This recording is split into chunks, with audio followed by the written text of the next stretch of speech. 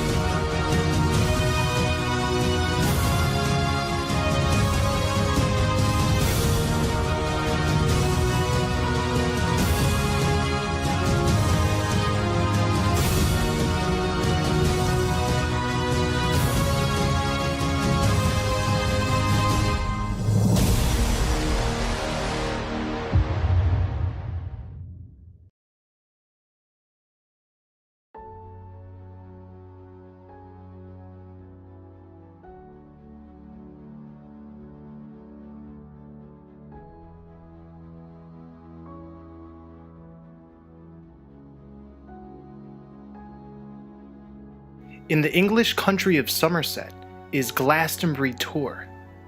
This hill has been considered sacred since ancient times.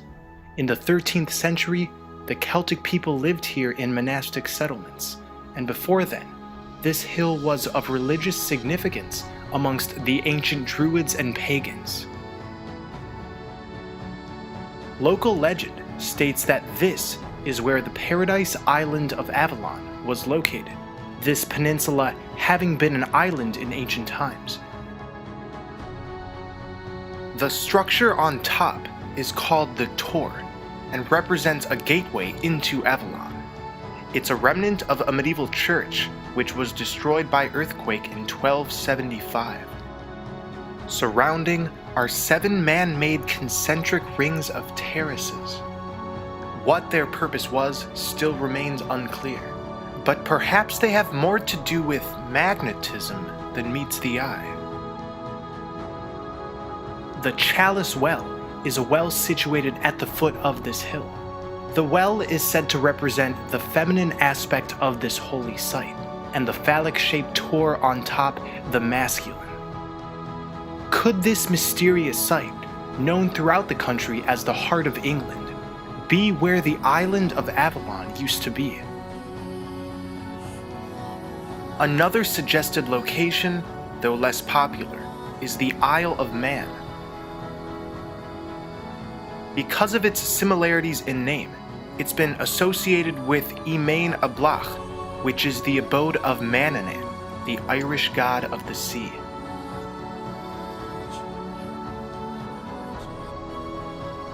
The island was said to be a realm of healing, where youth was eternal and where there was no winter, where golden apples grew in abundance. Avalon is what the Arthurian texts call the Fortunate Isles. It is the sacred land described in Arthurian legend and Celtic mythology. Avalon is thought of as the inner temple of the Celtic and British mysteries, a landscape of the soul, a country of the heart. It is the land which the poet and mystic sees in vision, where the artist and musician finds inspiration. where the soul goes for healing and spiritual refreshment.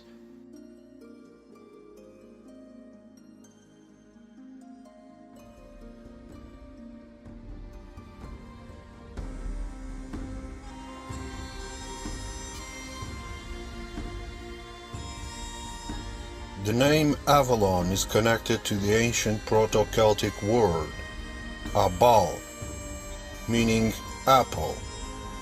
For us, the first clue was obvious.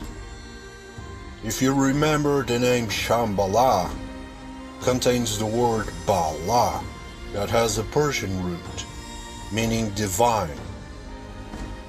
The word Abal in this case is just an anagram of Bala, but the meaning is now apple. So the question is, are we talking about a divine apple? Surely it can't be a coincidence that Shambhala means divine candle and that Avalon share an anagram of that root word. Well, people from different areas and locations, they develop different accents. And usually the letter B and V are commonly changed. Abal the apple has changed to Aval, and Avalon got the meaning of the Isle of Apples. It did not take long for people to pinpoint that Avalon was actually located in the Isle of Man.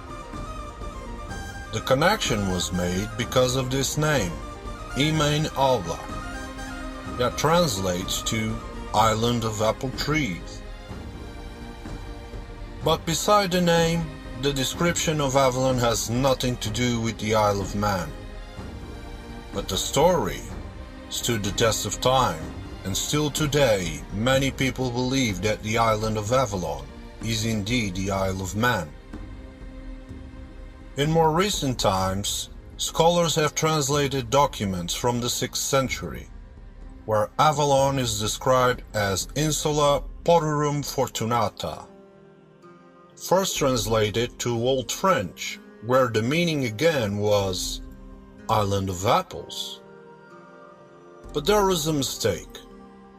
The translation should have been Island by the Sea, characterized by abundance. Fortunata, a place of fortune, a place verdant and with abundance, a place where people lived long lives. We can say that we heard that before. The same description was written in the legend of Shambhala, making the two legends very similar indeed.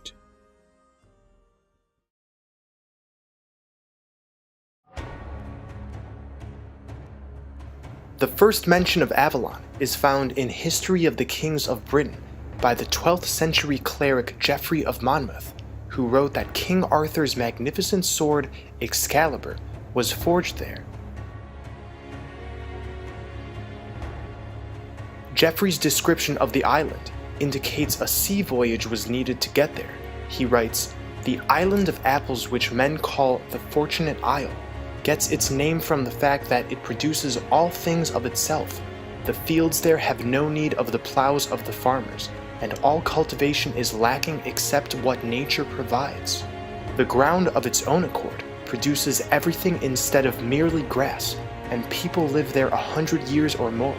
There, 9 sisters rule by a pleasing set of laws, those who come to them from our country. These 9 sisters are fairy priestesses led by the enchantress Morgan Le Fay. According to Geoffrey's Vita Merlini, they are capable of changing form and flying, and act as initiators to those who voyage to the mystical island." Isidore of Seville wrote in his work Etymologia another description of Avalon, reading, "The Fortunate Isles signify by their name that they produce all kinds of good things, as if they were happy and blessed with an abundance of fruit."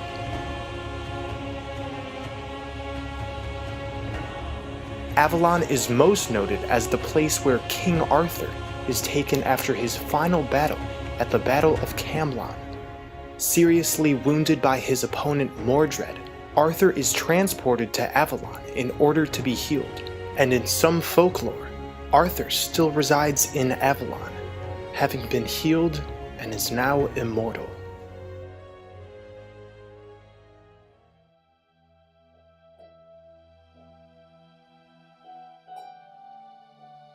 In the Middle Ages, Avalon turned into the place where the Holy Grail was kept.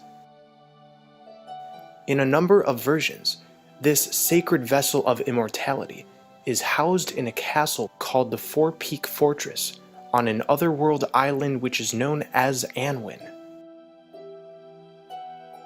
The Welsh poem The Spoils of Anwen describes a raid on this island by Arthur and his men. They journey by boat, seeking the Cauldron of Inspiration. There, they are met by 9 fairies who are protecting this cauldron.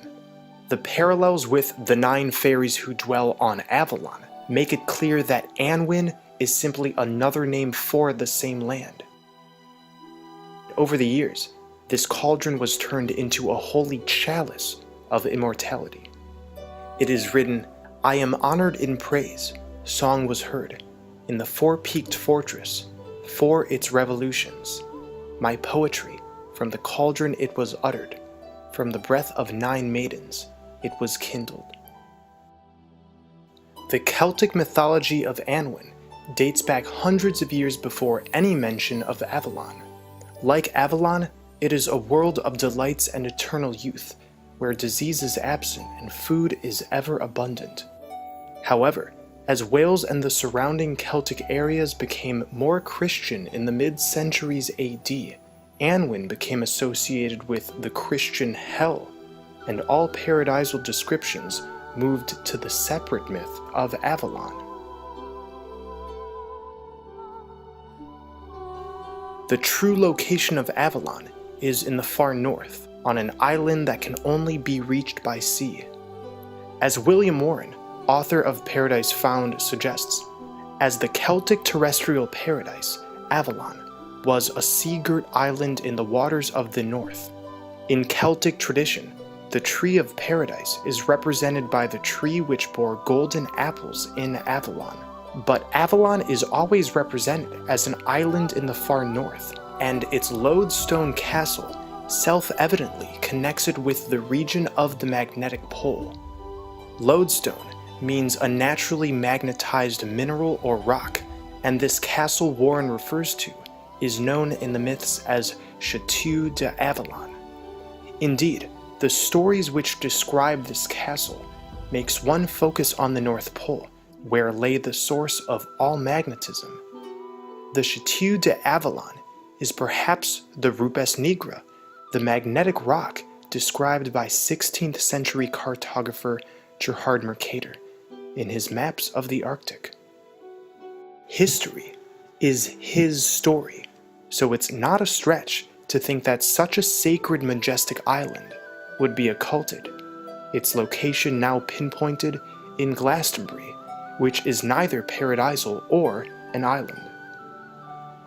But Glastonbury does show us a representation of the North Pole, giving us the axis mundi, or central pillar on top, with 7 rings of terraces, which can be interpreted as the 7 rings of golden mountains that surround Mount Meru in Asian cosmology, or as simply the ever-present magnetic field. This clue has been given to us, showing us a representation of the central axis at the Arctic, while simultaneously fooling us into believing that the model is the actual historical location. If we wish to find Avalon, we must sail towards the four-peaked fortress, the lodestone castle, where the Tor, or toroidal field, comes from.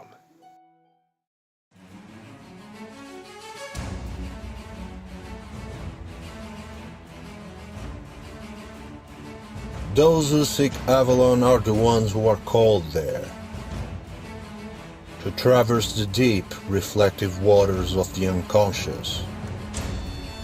moving through the layers of illusion that restrict our ability to see with clarity, so that we may journey past the furthest reaches of our self-imposed limitations.